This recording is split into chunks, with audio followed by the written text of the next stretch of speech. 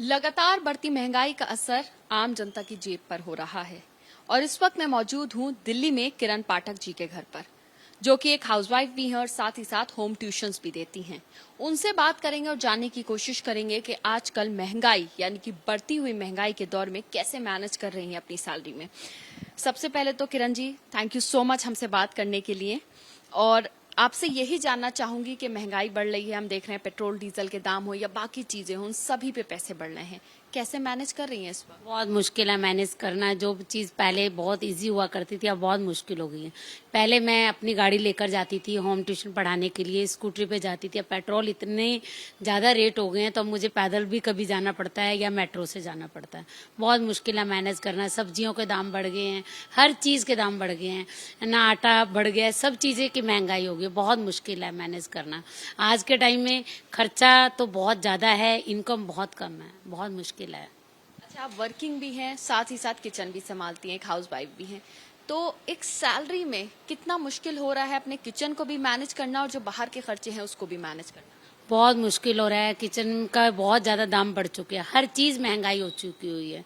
जो पहले थोड़ा बहुत सेविंग होती थी अब बिल्कुल नहीं होती है। जो सेविंग है वो भी खर्च होती है। बहुत मुश्किल है हम जैसों के लिए, मतलब घर चलाना इस टाइम।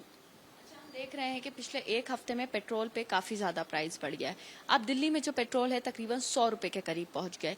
ऐसे में क्या कहेंगी, क्या गाड़ी लेके जाना बहुत ज्यादा मुश्किल हो गया?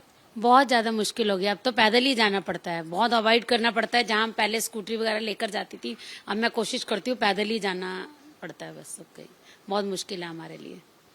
क्या कुछ कहेंगी, अगर ऐसी ही महंगाई बढ़ती रही तो आगे कितना मुश्किल हो जाएगा सब कुछ मैनेज करना? बहुत मुश्किल हो जाएगा। गवर्नमेंट को इस चीज़ की तरफ ध्यान देना चाहिए, इस महंगाई को थोड़ी सी लगाम लगानी चाहिए, नहीं तो बहुत प्रॉब्लम्स आ जाएंगी सबके साथ ही। आपके घर में कितने मेंबर्स हैं और क्या सभी लोग अर्निंग हैं?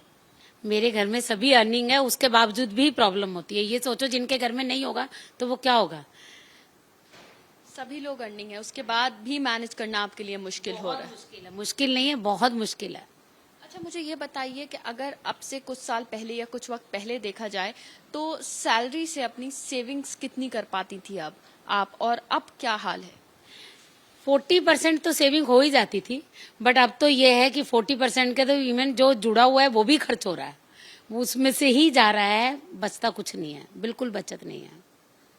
सोचिए कि जो एक वर्किंग लेडी है, साथ ही साथ हाउसवाइफ भी हैं, अपना घर भी मैनेज करती हैं, जो पहले अपनी सैलरी से 40% तक सेविंग कर लेती थी, आज उनके लिए सेविंग करना बहुत ज्यादा मुश्किल हो गया है, क्योंकि उनको अपना किचन भी संभालना है, साथ ही साथ अगर बाहर निकलती हैं तो बाकी खर्चे भी मैनेज करना है। ऐसे में घर चलाना एक औरत के लिए, गृहिणी के लिए बहुत ज्यादा मुश्किल हो रहा है। कैमरा पर्सन अजय तिवारी के साथ मध्य एबीपी न्यूज, दिल्ली।